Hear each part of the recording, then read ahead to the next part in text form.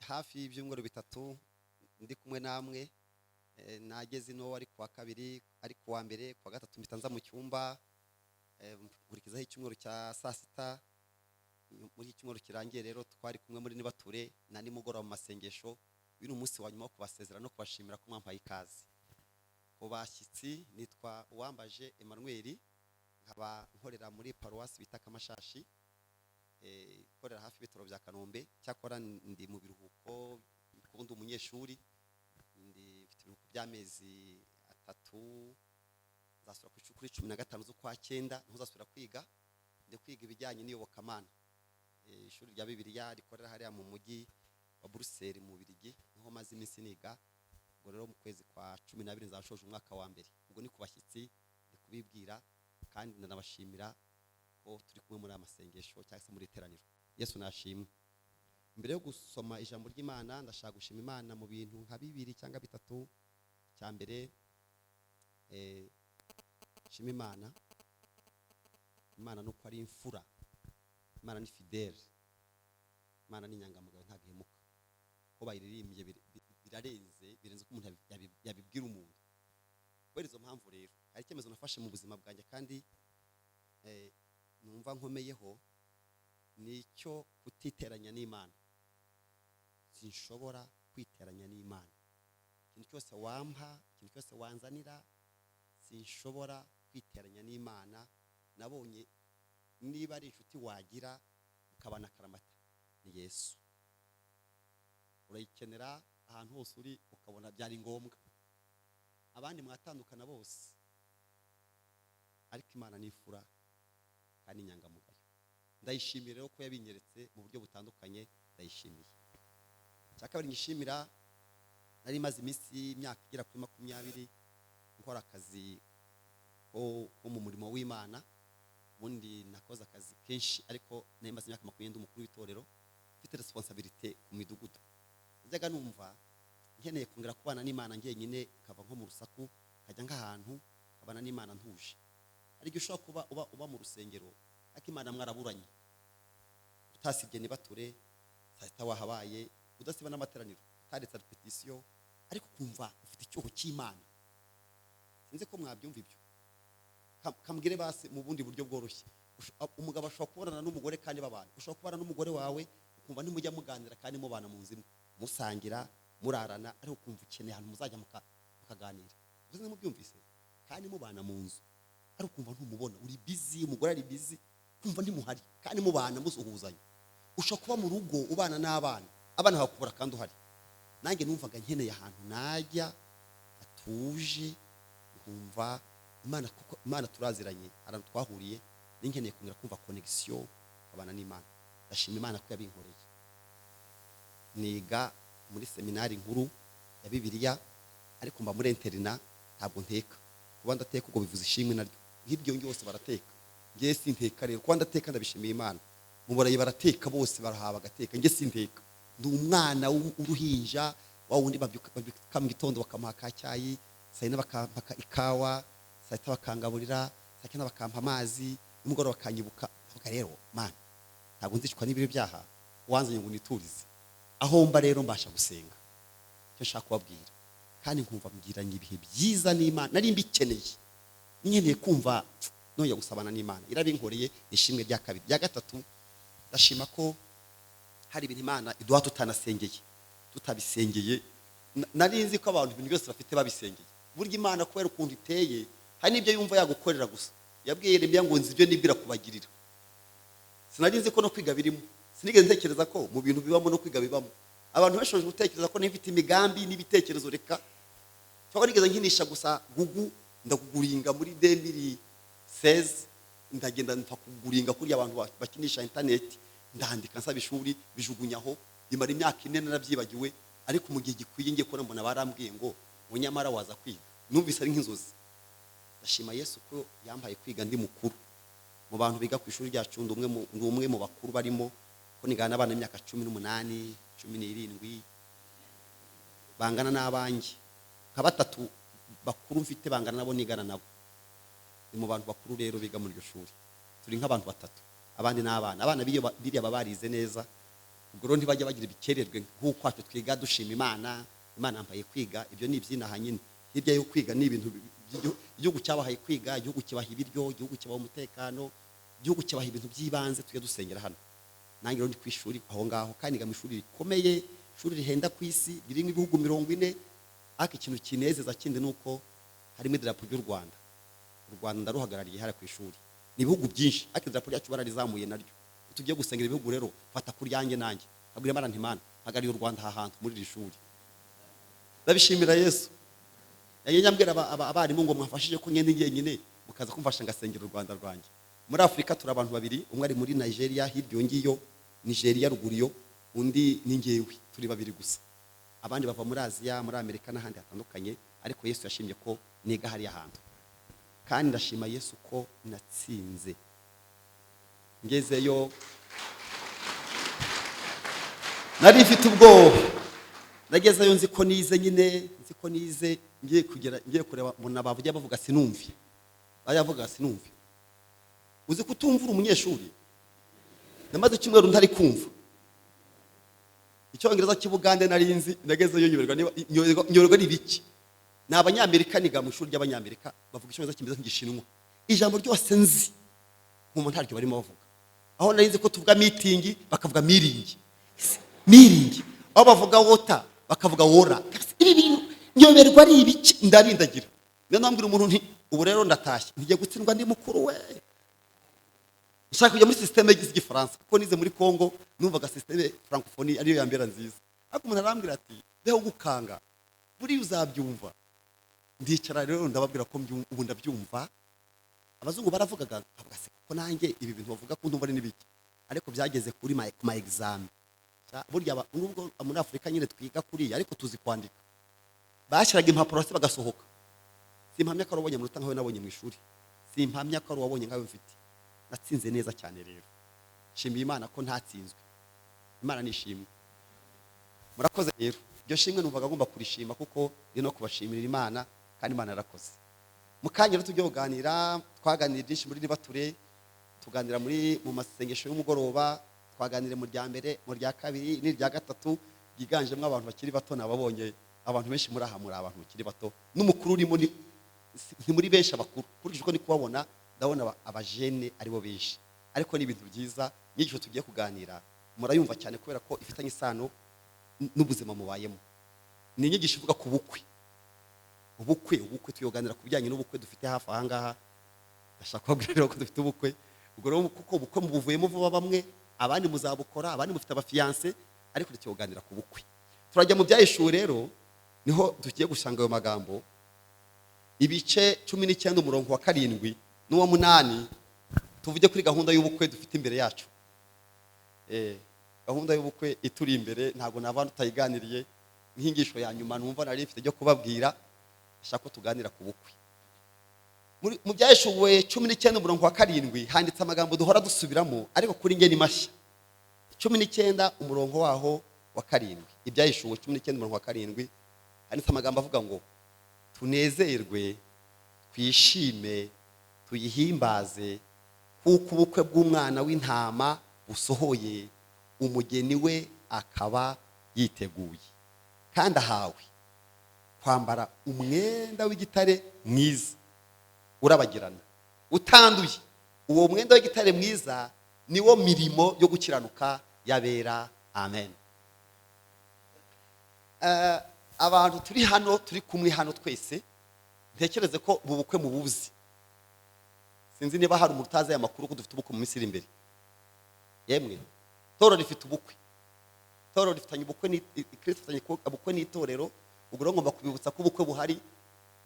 Kandi ubukwe tuvuga hano niryo sezerano riri kuri top, rihatsa ndi yose umurokore azabona. Yuhuye n'Imana, yuhuye na Yesu, aho muhuriye hose aragufasha, icyambere gukorera gukiza ibyaha. Kereka utaragezeyo. Nta muntu n'umwe wageze kuri Kristo ngo bahure abore kumuvura ibyaha. Ntawe. Kereka niba ari wowe, ariko nta wundi umuntu wese wageze kuri Yesu. Naguha ingero zo muri Bibiliya, nkaguha n'abicaye hano. Kare mwebwe mwaje mu rya gatatu hari shimwe mutumvise. hari umuntu ashinye ishimwe kuva nabaho ntari numva byari riteye ubwoba cyangwa ritangaje. N'abayobozi bari hano ngira ngo ntimwabyumvise ko naje mu gitondo naryumvise. Haje umuntu w'umugabo ahagarara hano, umva yashimye umugaragaro, nemereye gusubira mu byashimye kuko niwe wabyivugiye kandi n'abanyamakuru babifashe. Yavuze ngo yigeze abatwa n'icyaha cy'ubusambanyi. Ni umugabo ariko wubatse, mbona no bukeye ngaza no gukizwa, ariko kikomeza kumwirukankaho ngo yumva babajwe n'ukuntu asambana kandi kijijwe kandi atabishaka. Akabase ndasambana gute kandi akumva ashaka gusenga, ariko no gusambana akumva arabishaka, byomba akumva arabishaka. Ari ibintu bibiri. Noneho bukeye ngo yumva ijambo ry'Imana rivuga ngo mwene uwo mudayimoni ntakorwamo n'ikindi kize gusenga Imana no kwiriza iki ubusa.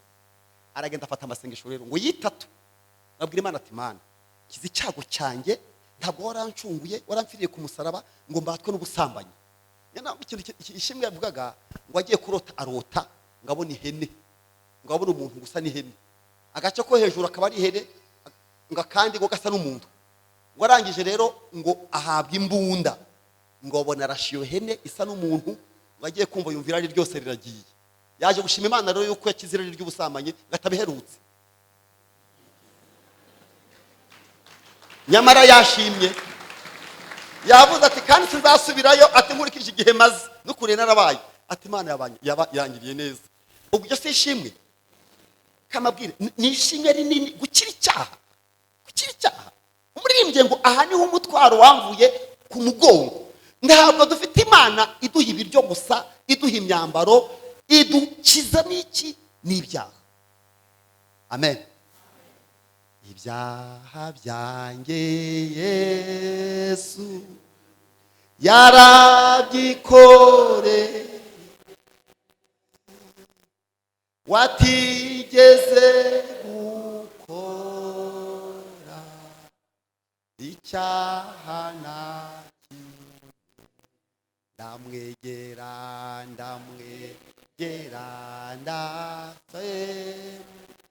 ndushye ntentemu, ndagenda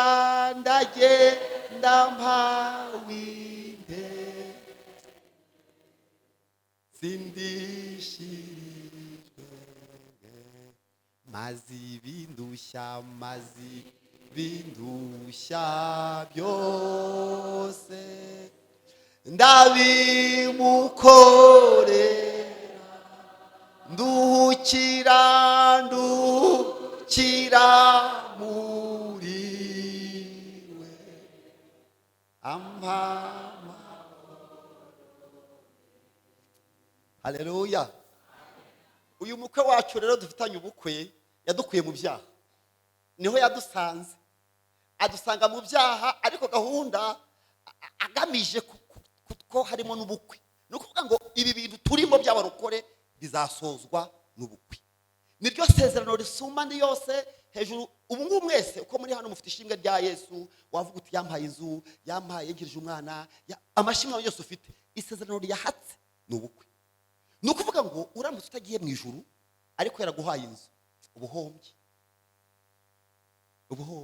Ikintu cyose Imana yaguha havuye mu ijuru ubuhombye. Niyo mpamvu iyo duhuye na Yesu, icyambere adukiza icyaha n'ingaruka z'icyaha. Hari n'amategeko yatanzwe muri Bibiliya. Itegeko nkunda muri Bibiliya rivuga ngo noneho abari muri Kristo Yesu ngo ntateka bazacirwaho. Ngo kubera iki? Kuko itegeko ry'umwuka w'ubugingo ryo muri Kristo Yesu ngo ryatubatuye ubata bw'icyaha n'urupfu. Ngo noneho abari muri Kristo Yesu ntateka bazacirwaho.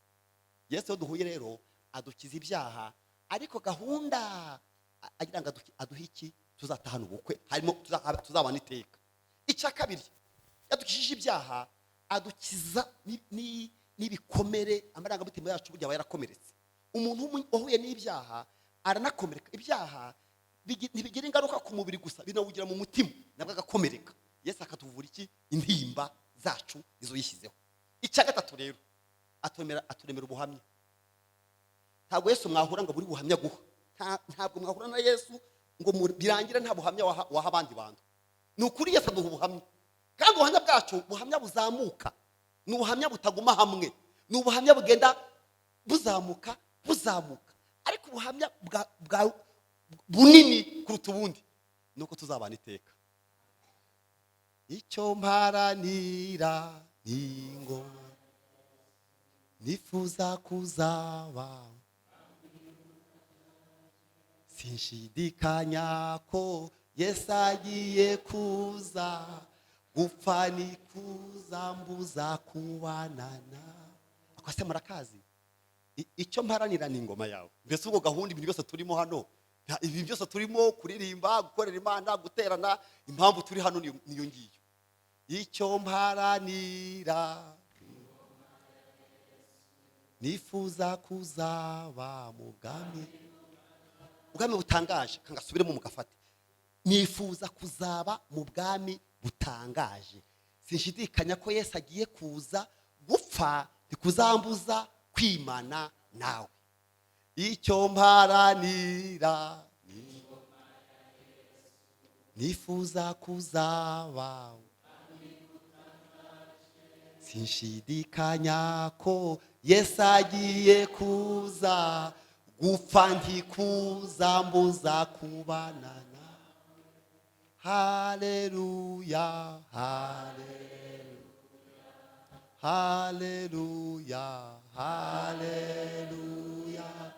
haleluya, haleluya, gupfa ntikuzambuza kwimanana.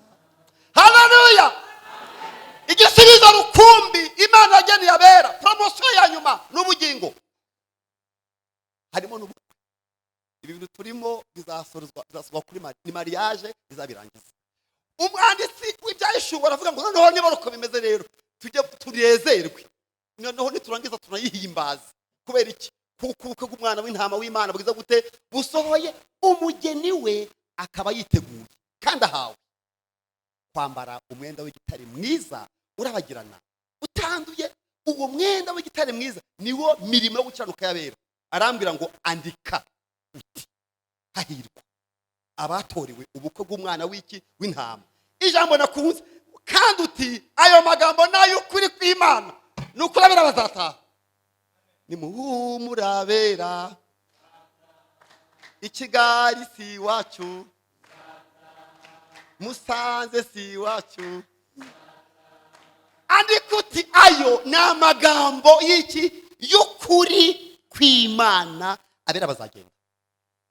Kandi igeragezwa byo gutaha kw'abera naryo ryarakozwe, bigaragara ko bishoboka.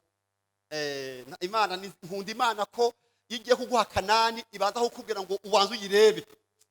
Imana yanze kubagikana nibati mujye kubatata, mujye kureba ko mureba ko ibyo navuze mureba ko bidahari. Ni mujyi Kanani, nimurasanga yazanzuze, murasanga igihugu cy'amata n'ubuki, muzane no ku maseri. Umundi murimbye aravuga ngo urugo rw'Imana jya runyereka. Iyo turi mu mwuka tujya kuhasura urugo rw'Imana, aya runyereka, ndurora arumbishuriye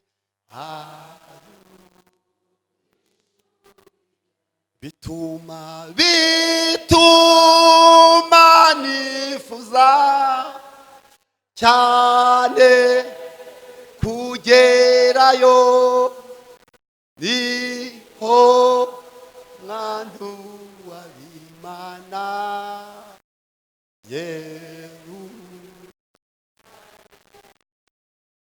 Uburyo tujya mu mwuka tugatembera, tukabona iby'amaso atigeze kubona, tukumva iby'amaso atigeze kumva. Iyo tugiye mu mwuka tujyayo. Yaba mfite amababa nk'ay'abamarayika, mbangurutse nkagerayo nk'abaziyoni. Iyaba mfite amababa nk'ay'abamarayika, mbangurutse kagerayo abasiyoni. Amen. Imana ntihaduha igihugu tutasuye, no. Imana itanga Kanani wabanje gusura. Ijuru mutaryumva aha ntaryo muzajyamo, tubanza kuryumva, turyumvira hano i Nyarugenge tukagira ibyishimo. Umwanditsi w'Abaheburayo yaravuze ngo bahoraga ngo bapfuye ngo batararihabwa, ariko bakareba riri kure ngo bakaryishimira, bagatanga ubuhamya. Iyo bashaka gusubira iyo bavuye bari kujyayo, ariko bashaka umudugudu Imana yubatse gakondo irushaho igihugu kuba cyiza, tujya tujyayo. Ndakumva makuru y'umurwa uri kura hatagera ibyago, kandi umucyo n'umwana w'umusubiza winjira. Haleluya, ntagutuyiza impundu. Haleluya, nzinjira mu murwa.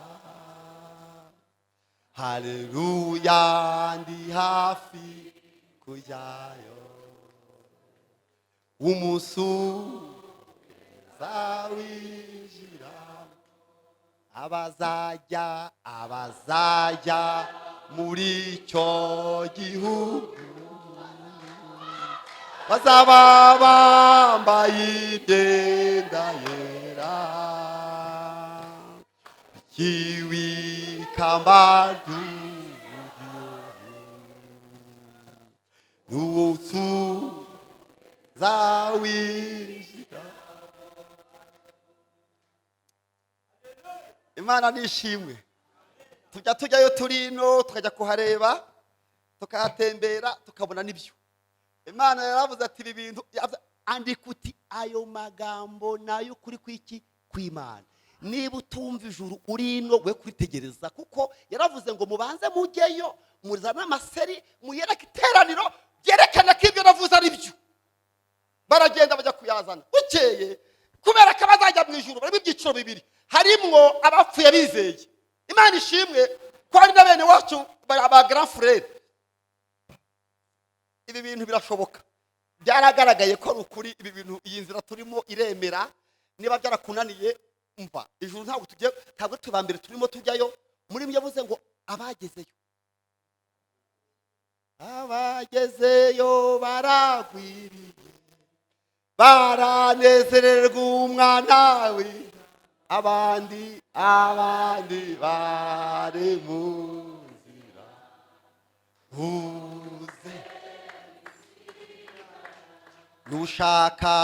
Nushaka ko tujyanayo, wihane uve wagukiza ubu.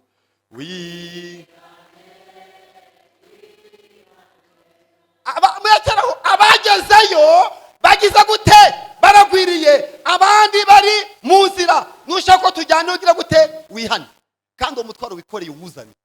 Imana rero yaravuze atumva rero ubukwe buzabera rimwe. Mu Baheburayo haravuze ati ni rimwe. Wayanze kubihita bavuga ati mwe murindire n'abandi barahari, Nyarugenge barahari. Naho twicaye hano hari abantu bagenda. Yesaya yaravuze ngo iyo nzira izaba inzira yo kwera no gukiranuka. Ngo abanduye iki? Imitima ntibazabasha ngizabiya babandi hano barahari. Babandi ababitwa bangizabiya babandi, ariko wanduye umutima ntabwo azayinyuramo, kuko ari inzira yo kwera no gukiranuka. Yohana aravuga ati ufite ibyo bintu rero ufite invitation yiboneze, kuko wagize gute? Ariko hariyo bagana frere bariyo. Ibyo unyuramo byose, ibibazo byose ufite, bwaba ari ubukene, bwaba ari ubupfakazi, bwaba ari ubupfubyi, imfubyi zimeze nk'uko umeze zagezeyo. Abapfakazi bafakaye ku myaka yawe ni ukuri bariyo. Njye kuzana hana apfakaye amaze imyaka 7 ashatse yakatiyeyo. Abasaza ba Simiyoni baravuze ati bye nyiherera bye nigendere yaka intasho abaragiye. Ba Stefano barazamutse. Ibi bintu birashoboka, ni ukuri kw'Imana. Ijuru ririho abera bagize. None ko kuba mu byiciro bibiri, hari abazazuka bakazuka barapfuye ubwo Kristo impanda izavuga batashe ubukwe, ariko n'abandi bazahindurwa. Ntituzi rero iki tuzabarizwamo, niba turi mu bazazuka cyangwa mu bazahindurwa. Murumva turi hehe? Sinzi aho tujya. Nupfa none uzajya mu cy'abazazuka, Kristo naza none urajya mu cyiciro cy'abahindurwa. Ariko icyo nakunze, ibyo byiciro byose uko ari bibiri byose igira isuzumwa rirakorwa, bigaragara ko abantu bashobora kuzuka. Byaragaragaye ko umuntu yaba yarapfuye akazuka. Jya kwa Lazaro, yari amazini, yamubwiye ngo ninjye kuzuka n'ubugingo, umuntu umyizera. Ariko ako kantu urimo kumva, ninjye ngo ninjye kuzuka n'ubugingo, unyizera. Naho yaba yagize gute, yarapfuye, azongera abaho. Lazaro sohoka, avamo ari muzima. Biba biragaragaye ko izuka abera bazazuka, kandi bazumva ijwi ry'Imana. Iri jwi rizabazura, iri jwi rizabazura. Noneho bigeze aho Imana ivuga ati uyu nguyu yarazutse, ariko abantu bavuga ngo nuko amaze iminsi bazura. Mu gihe Yesu yitegura kudupfira, nibwo yakoze komande, hamagara umugabo witwa Mose. Aravuga ati Mose, umaze imyaka myinshi warapfuye, ntabwo abantu b'umusemburo rishyashya bakuzi, uzaze ejo tujyane ku musozi. Imana kubera ko izi ubwenge, ishaka abahamya. Ibyo ikora Imana ifite abahamya, itumira intumwa, ishaka batatu ati musenge, n'abandi ati mugumaho. Irangije yigira mu kiganiro muri anturetiye y'abagabo babiri barimo Mose na Eliya. Ibwira Mose ati twaganira ku by'urupfu, wowe uvuyeyo nange ndenda kujyayo, wowe ejo nzapfa. Ati bimeze bite iyo umuntu apfuye amera ati? Barimo baganira iby'urupfu rwe, bamubwira ati komera wa mugabo we, ntacyo bitwara umuntu n'ukuri. Ibyo ni ibintu byoroshye. Ati ntubona ko ndiho? Ngo baraganira, ngo Mose nawe baraje. Noneho ngo bagiye kubona, ngo babona abagabo ba Petero arabyira bagati twasuwe n'ijuru. Burya abantu bagiye bajya bagaruka, hagaruka uwapfuye, hagaruka n'uwagiye adapfuye. Uwagiye apfuye ahagarariye abapfuye bazazuka Yesu naza. Uwo ni Mose. Haboneka n'undi nawe witwa Eliya, wa wundi nawe wagiye ku manywa. Kora abantu bazagenda ku manywa, abantu bazataha nyamara bari mu isoko. Haleluya we! Abantu bazagenda, ntabwo bizasaba gusubira mu rugo.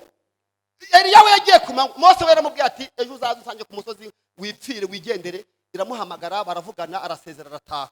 Ibwira Eliya ati wowe rero kugira ngo abantu bose bashidikanye byo kuzamuka kw'itorero, uzaze uhamagara umudiyakoni wawe witwa Elisa guherekeze. Nzabwira n'abahanuzi bahanura ibyawe ku mugaragaro. Eliya aramanuka, imujyana bambuka Yorodani. Agiye kubona amagare, abona helikopteri, indege z'umwuka. Umuhungu abona azamutse gake, kandi bagenda gake kugira ngo Elisa bisfotore. Nta kamera yari hari we, nta kamera yari hari we, nta kamera yari hari rwose. Ikoranabuhanga rije vuba.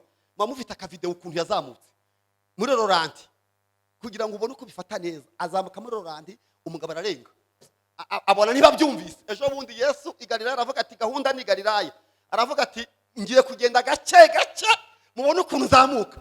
Uwo nawe Yesu agahagarara ku musozi i Galilaya, ati no tuzahurira. Umuhungu mwene Mariya yarazamutse n'ukuri, igishu kiramukingiriza, ararenga. Abera bazazuka, abandi bahindurwe. Uyu mugabo yavuze w'ibyarishuwe ati noneho tunezerwe, twishime, kuko uko butashye bwo ntabo w'Imana. Bene data, nje kubakumbuza ko gahunda yo gutahana yirimo. Ntabwo Imana duhamagariye kurya no kunywa. Biravuga ngo ubwami bw'Imana si ukurya no kunywa. Harimo n'ibindi. Nyuma y'imigisha mujya mushima, nyuma y'abana. Hari umuntu ambwiye ati, hari umuntu yakara mu kanya nsohoka, arambwiye ati bya bintu byaremeye. Arambwiye ati bya bintu byaremeye ntibiki byemeye. Ati akana karimo. N'umuntu ukeneye akana sha twaramusengeye, ubwo bamwe muramuzi. Arambwiye ati karimo, afite ibyishimo byinshi. Nyuma uretse umwana izaguha n'abandi bana. Ako nyuma y'abana, nyuma y'ubukwe, nyuma y'inzu n'imodoka, nyuma y'amashuri, nyuma yo kugira business, nyuma yo gukomera, n'ijuru naryo gize gute rirahari. Icyo mparanira nifuza kuzaba, sinshidikanya ko Yesu agiye kuza, gupfa ntikuzambuza kw'Imana nawe. Haleluya, haleluya, haleluya, haleluya,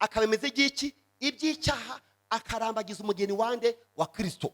Yusomye rero mu Bitanga 24 kuva ku 5 usanga umuntu witwa Eliyezeri yivuganiye nande na Rebeka. Irivuganiye se mu byo mu ijuru. Amena. Nta mubyeyi uvugira umwana. Nabonye abenshi muri abana byo kuvuga ngo mwavukiye muri Ekodimu birabareba. Kubyo kujya mu ijuru uhangana na sobukwe mukivuganira. Umurambagiza mukavugana mugatereta hiryo ngiyo mukabirangiza. Rebeka yavuganye na Eliyezeri bahuriye ku mugezi. Mpamye ko bahuye. Nta se wajemo, nta base wabo. Ku by'ubugingo rero bavuga ngo mama ngo umurokore, ngo umudiyakoni, ngo papa n'umupasiteri. Nabwiye abana banjye tisha mu by'umwuka uretse n'ikinege no kwirwariza. Mutitwaza ngo so n'umuvuga butumwa birabareba. Gahunda y'ina katishitike nimutakatishanyu kababayeho. Kubera ko mu by'ubugingo Imana yanze kwazamo ruswa n'ikene wabo na munyangire. Ibyima n'amapasiteri ntawabaho ubugingo muri aba pasiteri nanjye ndimo. Hari ibintu Imana yimanye kuduha umwuka wera ngo tuwubahe, n'ubugingo ihitamo ko umuntu ku giti cye abyivugira. Niyo mpamvu Rebeka yivuganiye na Eliyezeri. Atashe nyina aramubaza ati watinze kwandi? Sinahuye n'umugabo uhoza andambagiza. Ngo umukobwa arambagiza. Aravuga ati bigeze mu by'umwuka umuntu yivuganira na nyir'ubwite. Niyo mpamvu ugomba gukizwa ukumva kuri umurokore ubihamya. Umukobwa bati so umuntu musize ku mugezi. Baramuzana ageze mu rugo aravuga ati ngiye sindya sinywa taramenya niba mumpaye umugeni. Baravuga ati tuguha umugeni, utaguha umugeni nyirasenga taraza. Nyina wabo base wabo ba nyirarume nuko mureho baravuga bati ngewe ukuntu ndambagiza, ukuntu ibyi wacu biteye, kwa Aburahamu ukuntu biteye, kwa Isaka ukuntu biteye, nta nyirasenge ukenewe mu by'ubugingo, nta nyogosenge, nta nyoko wanyu, buri wese ku giti cye. Bati rero niba iwanyu uko musaba umukobwa nazi. Ibaze uyu mukobwa sha Rebeka ntazi umukwe, nta WhatsApp, nta gafoto, nta Facebook, nta Google, yemera gusa umuhungu atabonye. Muzi ukuntu bigenda ubwo umwuka wera atubwira Yesu tutaramubonye. Yesu sinigeze mubona, uretse kubona filime gusa nabonye. Yesu ntaho nahuriye nawe, ariko umwuka yaramusobanuriye numva ndamukunze. Kwemezwa n'iki ko tuzagera mu ijuru, ibyiringiro nk'ibyo twabibwa nande n'umwuka wihora ho dushaka uwo mwuka niye. Bisobanuye ko nutumva imbaraga z'Imana, imbaraga z'umwuka wera zikubuza icyaha, ukaba nta connection ufitanye n'ijuru mu buryo bw'umwuka wera, ubukwe nta buhari. Asubiremo, niba iby'ubukwe bwo mu ijuru umuntu wenyine ku giti cye yivuganira n'umwuka w'Imana, akakwemeza iby'icyaha, akakubwira ibyo Yesu yakoze utahari, ukakunda Yesu utamuzi, niba utavugana n'umwuka w'Imana ngakubwira iby'ubugingo bwawe, ubukwe ntabwo. Toro ry'Imana, iyo umwuka w'Imana adahari nta bukwe buhari, kuko niwe wahawe ikiraka. Niba ariko nabyita yatsindiye isoko byo kujya kurambagiza umugeni. Kandi ava kwa Aburahamu yaje yitwaje izahabu nyinshi n'imiringa. Bivuga iki? Kwizera n'ibyiringiro. Araza bikubita Rebeka rero abarabyambaye ku maboko ye, arangije agenda avuga ngo mfite ibyiringiro bifite ubugingo, mfite umugabo. Yeretse nyina ati ibyo ni biki? Mfite ibyiringiro bifite ubugingo, mfite umugabane. Umwuka w'Imana duha kwizera, tukamenya Yesu tutaramuzi, tukumva Yesu yadupfiriye tutari duhari, tukakira imbabazi yaduhaye, tukakira ko azagaruka, ibyo yavuze tudahari tukabyemera, kubera ko umwuka wera yaje akaduha ibyiringiro bifite ubugingo, akaduha no kwizera. Babaza umukobwa rero, bavuga ati umukobwa we mu muco wacu nta muntu w'umukobwa wemera nyina ataje na nyirasenge. Umukobwa aramubaje ati uragenda ukurikira uyu muntu mwawe ku mugezi nimugoroba uragenda mu gatondo. Yaranze yavuze ngo iki? Umukobwa aravuze ngo azabaza abandi. Mu byo gukizwa ntawe tubaza, nta nyoko nta nyogosenge, ni ugukiza ukagenda. Yesu avuga ngo turajya. Mbega umunsi mwiza nibuka n'uwo nakwemereyeho wambereye umucunguzi, nge nkwizi byawe nishime, singize Yesu wanyogeje ibyaha, anyigisha by'inzira ye, ngo nsenge menezerwe, singize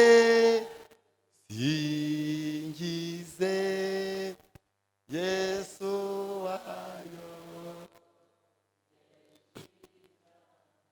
Umukobwa arahaguruka rero ajyana n'umwuka w'Imana, barajyana. Ntushobora kujya mu ijuru nta mwuka w'Imana uhari. Yaravuze ngo abayoborwa 8 mu Baroma n'umwuka w'Imana nibo bana biki b'Imana. Umuntu umwuka w'Imana adafite ijambo, umwuka w'Imana akaba waramunaniye, ukaba uko byo wishakiye ibyo akubujije akari byo ukora, we gutegereza ubukwe ntabo hari. Umuntu wenyine uzataha ubukwe nabayoborwa n'umwuka w'Imana, nibo bana biki b'Imana.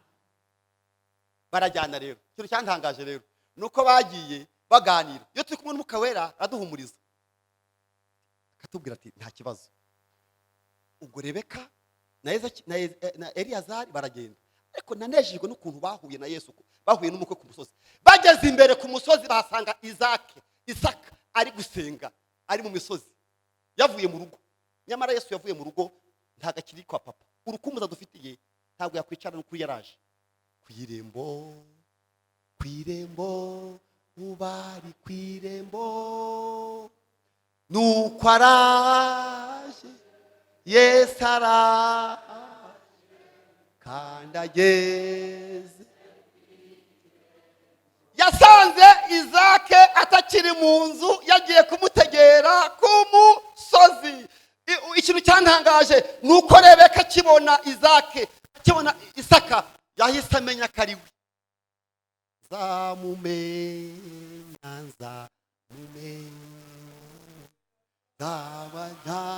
zirereye, mukaririmbe data we. Nzamumenya mbonye inkovu zo mu. Ntabwo yamubwiye ngo ni Yesu, ahubwo yaramurebye abona inkovu zo mu biganza, abona ukuboko kw'ibumoso harimo umusumari n'ubwo hari inkovu, ukw'iburyo harimo imisumari, abona no mu gahanga aho bashyize amahwa. Aravuga ati niwe. Imana ishimwe. Ibi bintu nibyo ni amagambo y'ukuri yo kwizerwa. Ufite ubyiringiro agira gute yiboneze. Nanjye kwabwira ko promotion ya nyuma Imana izaguha ari ukuzabana na Kristo imbona nkubone. Kubera ko ni gusoza rero nanabasezeye, ari gahunda n'ijuru. Abyumvise? Icyo mparanira ni iki? Ni ingoma. Nifuza kuzabana nawe mu bwami budashira, sinshidikanya. Soza rero umva ntawabirangiza, ngiye ngeze aha ngaha hayenye njyayo data we. Iyo ngiye gusenga nshaka gutekereza iby'ijuru, senga ndeba hejuru ndagarama. Mwasenga mugaramye? Ni zose nzagaramye? Ntawe. Uzabigerageza urebe. Usenge ureba hejuru ubona hameze gute? Ubona ari kure. Data we akavuga ngo ari abera bazaca. Yo nkabona bera data we bazazamuka mu kirere batumbagire, bameze nk'utunyoni bamusanganire mu kirere, bakorera y'ubukwe b'Imana nawe, abahanagura amarira, abambika amakamba. Ndavuga ntabera bazaza bakino kirere kizuzura abantu bazamutseyo. Imana nishimye cyane. Umva abera bazataha. Ufite iki ibyo byiringiro ariboneza. Umva rero sinzi impamvu mwaje gusenga mwese hano. Niba namwe muzi kubukwe bwari buhari, niba mu byo usengera harimo n'ijuru, ukumva n'ubugingo burimo no kuzataha birimo, uko ufite icyaha cyakwizingiyeho, bura tugusengera Imana cyangwa katsindwa kikuveho, hari imbaraga zibohora umuntu w'Imana akazatabuka atameze nabi. Hari umuntu wumva kundi ijuru akafite rwaha rwamwizingiyeho, hari imbaraga zo kuzitura ibyo biziriko byakwizingiyeho. Ukunda ijuru akunda n'icyaha, bibana rero. Yaranditse mu Bayefeso 6:6 aravuga ngo azagishira ritagira ikizinga cyangwa umunkanyara, ahubwo ari iryera. Kankurarike rero, ntago wamenye impamvu yakuzanye hano Nyarugenge, sinzi icyatumye uza, ariko wasanga Imana yaguhaga invitation nguze mura tugusengere umuntu ufite icyaha cyamwizingiyeho, kandi akaba yumva ashaka no kuzajya mu bwami bw'Imana. Umva, mu kanya umuntu yatuye ko yakize icyaha cyamwizingiyeho, n'iri teraniro Imana icyabohora, kandi Yesu ari hano. Yesu ari muri aya materaniro, nubwo mubona hari abantu, ariko na nyir'ubwite arahari. Mura tugusengera uhita ukira, gira vuba, kuko twese twaje. Zamuka ngwino hano mbere, uraza hano. Mura tugusengera Imana. Yewe subiremo, turi mu kiganiro cy'ubukwe, nta yandi magambo ari hano, ni ubukwe.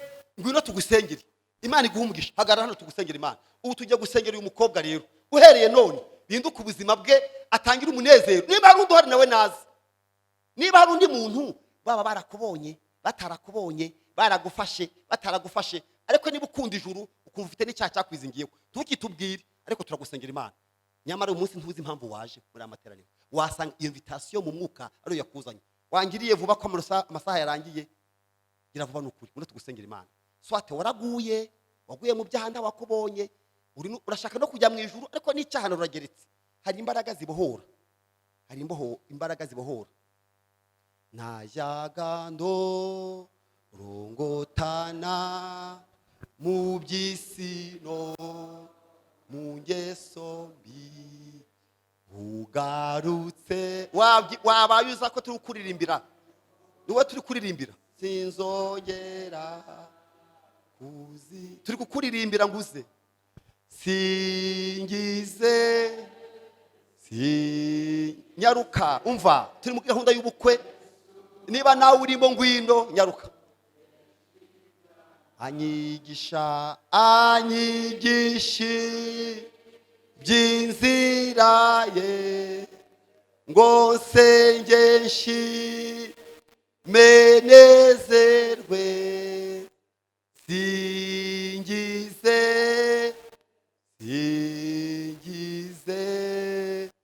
Yesu wanyo. Ubu Yesu si mwiza?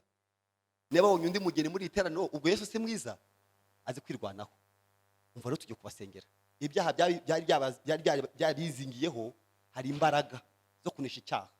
Tujye kubasengera. Ibyaha mwakoze mu bujiji, Imana ihita ibibakuriraho. Muha abasore beza, mukora ibintu byose, ariko muzi ko gahunda ya nyuma ari ubukwe bwa Kristo n'umugeni. Imana ibaha umugisha. Pase dusengere kuri aba bantu, kandi Imana ibakomeze. Twese nuko twaje, abantu ubona basa neza banyuze hano, ariko Imana yababohora. Sabira aba bantu. Hano reka dusenge Imana. Munyemereye twahaguruka tugasengera aba bantu, ababishobora. Aba bantu ni intama Imana izanye. Mwami Yesu, tuje imbere y'ubwiza bwawe, tunejejwe n'ijambo ryawe ryiza riduhamagarira ubukwe, kandi uzajyana abantu bejejwe, uzajyana abantu bakijijwe neza. Niyo mpamvu utanze umuhamagaro hano i Nyarugenge kuri uno munsi muri iri teraniro rya gatatu. Mu izina rya Yesu turagushima yuko hari abumvishije iri jwi kandi ribahamagaye kugira ngo bave mu byaha, kugira ngo bazakorane ubukwe nawe. Mu izina rya Yesu turabasengeye kugira ngo babarire ibyaha. Amami Yesu, imitima yabo yezeho gukiranirwa kose. Ijambo ryawe riratubwira ngo nawe ibyaha byacu byatukutuku urabihindura umweru bise na sheregi. Imitima yabo uyu mwanya wayeza, igaca rwose, bagahinduka ibyaremwe bishya, ibya kera bikavaho bakaba ibyaremwe bishya. Mu izina rya Yesu turabasengeye kugira ngo wuzuze imitima yabo umunezero, ibyishimo, amahoro mu izina rya Yesu. Kandi turagushimye kuko imbaraga zawe zibagose, kandi turagushimye kuko imigozi yari ibaboshye yose uyicagaguye mu izina rya Yesu. Urakoze kukugize neza, icyubahiro n'ikibi cyawe mu izina rya Yesu, amen. Muce hano bajye kubagira inama. buzaba ari ubukwe buruta ubwo mu isi, kuko buzatahwa n'abamarayika nabo duhagurutse natwe twisengere amatsiko yo kureba uwo mugeni wawe. Mugeni wa Yesu witegure, ari hafi yo kuza kutujyana mu byicaro byiza byo mu ijuru yateguriye abamizera. Tugiye gusengera iki rero? Tugiye gusengera kuzarangiza urugendo rwacu gute? Amahoro. Muri promosiyo yose maraguhaye, mu bwishimo maraguhaye, ushinganisha ubugingo bwande bwawe. Ubwira Imana uti Mana, shyize ubugingo bwanjye mu kiganza cyande cyawe, ibukurindire. Na Yesu yaravuze ngo data, mu kiganza cyawe niho nshyize iki? Ubugingo. Siko Yesu yasanze ku musaraba. Data, mu kiganza cyawe niho mbika iki? Ubugingo bwanjye. Ndagira ngo bise ubugingo bwawe ku Mana, burindwe n'imbaraga zikomeye, ntuzabureyo. Kuri uwo munsi tuzahurirayo. Haleluya, amen. Data tuzamusingiza ubwo buntu yatugiriye,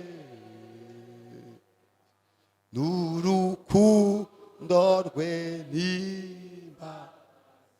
n'imigisha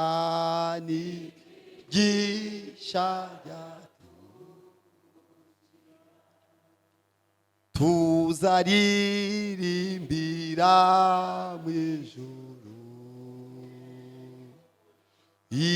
indirimbo z'abakijijwe, ntituzongera kubabara, tuzashira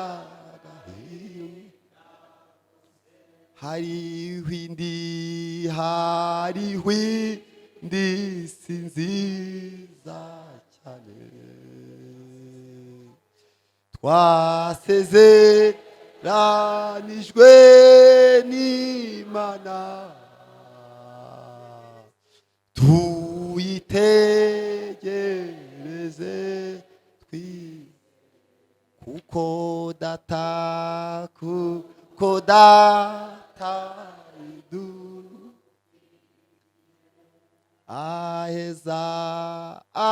aheza mu ijuru tuzahurirayo bagenzi, aheza mu ijuru